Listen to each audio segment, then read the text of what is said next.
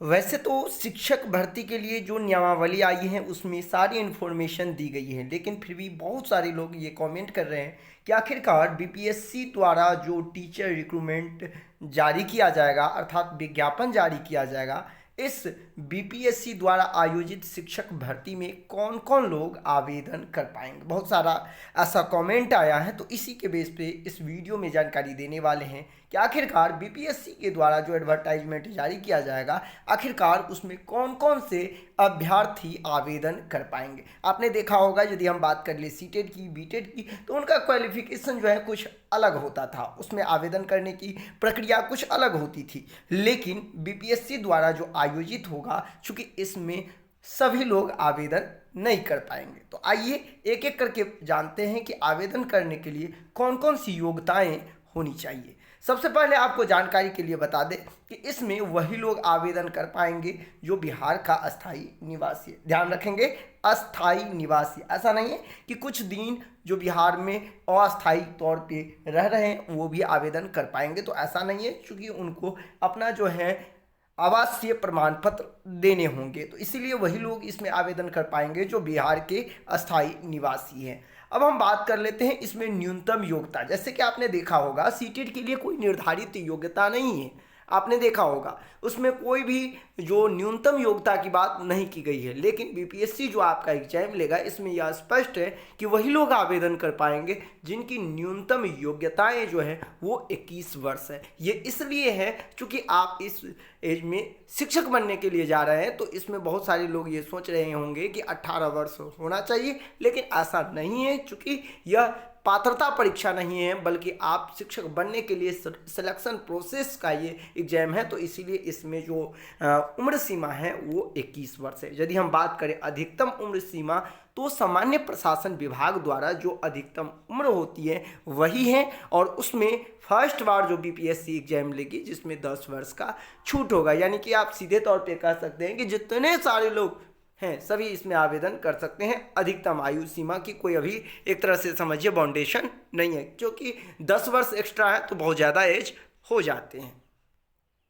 अब हम बात कर लेते हैं अगला पॉइंट। तो अगला पॉइंट जो है वो है आपका प्रशिक्षण। सबसे ज़्यादा कमेंट इसी में था कि क्या सर, जिस तरह से हम सीटेट का आवेदन जो अपियरिंग कैंडिडेट होते थे, चाहे वो फर्स्ट ईयर का एग्जाम दे चुके हैं या फिर सेकेंड ईयर में वो हैं, तो वो कैंडिडेट भी सीटेट का फॉर्म फिलअप करते थे।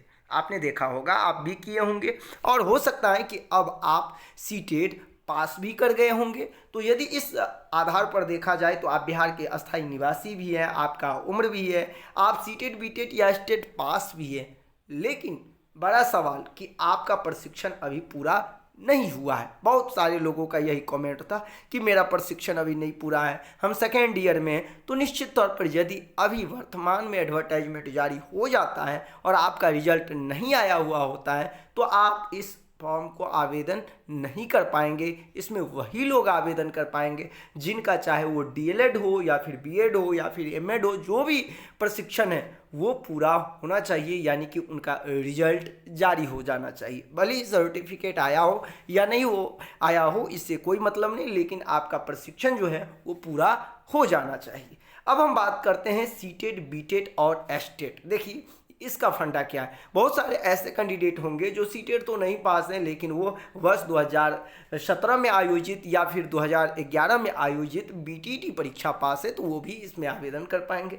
या फिर आप सीटेट उत्तीर्ण हैं तो पर भी आप आवेदन कर सकते हैं, या फिर ऐसे कैंडिडेट जो एसटीटी उत्तीर्ण है। अब सवाल है उन लोगों का कि सर, यदि मैं सिर्फ केवल और केवल एसटीटी पास हूँ तो क्या मैं आवेदन कर सकता हूं? तो निश्चित तौर पे आप तो आवेदन कर पाएंगे, लेकिन 1 to 8 के जो आपका होगा एग्जाम उसमें आप आवेदन नहीं कर पाएंगे। यदि आप एसटीटी पास हैं तो फिर आप 9th 10th या 11th 12th में यदि पास हैं तो उसी में आप आवेदन कर पाएंगे। फिर आप प्राइमरी लेवल में आवेदन नहीं कर पाएंगे, क्योंकि 2 सेक्शन होगा, एक तो प्राइमरी लेवल का होगा और दूसरा माध्यमिक स्तर का होगा एग्जाम, तो आप उसी में आवेदन कर पाएंगे। अब ये भी सवाल है बहुत सारे लोगों का कि क्या मैं बिहार का अस्थायी निवासी भी हूँ, न्यूनतम उम्र सीमा 21 वर्ष है और प्रशिक्षण भी पूरा हो चुका है, और चूंकि अब तो बीपीएससी के माध्यम से एग्जाम होने जा रही है, तो क्या मैं यदि सीटेट पास नहीं भी हूँ तो मैं आवेदन कर पाऊँगा?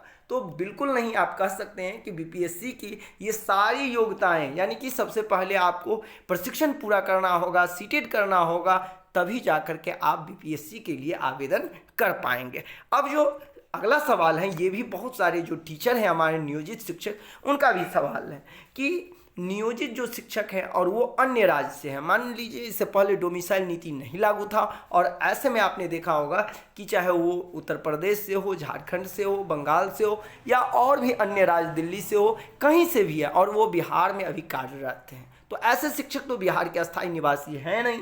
तो ऐसे में वो शिक्षक किस तरह से आवेदन कर पाएंगे? चूंकि नए जो नियम है, नए जो विज्ञापन जारी होंगे, उसमें स्पष्ट मेंशन होगा कि वही लोग आवेदन कर पाएंगे जो बिहार के अस्थायी निवासी हैं। तो ऐसे में वो शिक्षक तो बिहार के अस्थायी निवासी है नहीं, तो फिर क्या वो शिक्षक आवेदन करने से वंचित रह जाएंगे? तो आप सभी को जानकारी के लिए बता दें, चूंकि बिहार में जो भी शिक्षक नियोजित है, तो ऐसे नियोजित शिक्षकों पर यह नियम लागू नहीं होगा, यानी कि वो सभी नियोजित शिक्षक जो ऑलरेडी बिहार सरकार के कर्मचारी हैं, या फिर हम कह सकते हैं नियोजित शिक्षक हैं, वो सभी इस फॉर्म को फिलअप कर सकते हैं। उनके लिए इस तरह की छूट है, क्योंकि वो ऑलरेडी जो है बिहार में टीचर हैं, कई वर्षों से बिहार में ही रह रहे हैं, तो निश्चित तौर पर उन शिक्षकों को यहाँ पे छूट दिया जाएगा, और वो लोग भी जो बीपीएससी द्वारा आयोजित परीक्षा होगी उसमें वो बैठ पाएंगे। यदि हम बात करें इसके साथ ही साथ, यदि हम और भी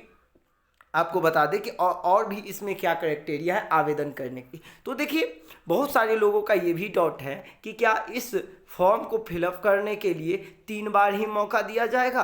तो देखिए अभी तक इस बात का तो बिल्कुल स्पष्ट निर्देश है नियमावली में कि आपको 3 ही बार मौका दिया जाएगा, और उसमें भी ऐसा नहीं कि ये शिक्षक के लिए ही, उसमें स्पष्ट मेंशन है कि अभ्यर्थी, आप उसमें देखेंगे नियमावली तो अभ्यर्थी शब्द भी जुटा हुआ है, लेकिन ऐसा माना जा रहा है कि कहीं ना कहीं ये जो नियम है आपका जो 3 बार ही है, उस नियम को विभाग के द्वारा जरूर शिथिल किया जाएगा। तो इस पर अभी आपको ज़्यादा सोचना नहीं है।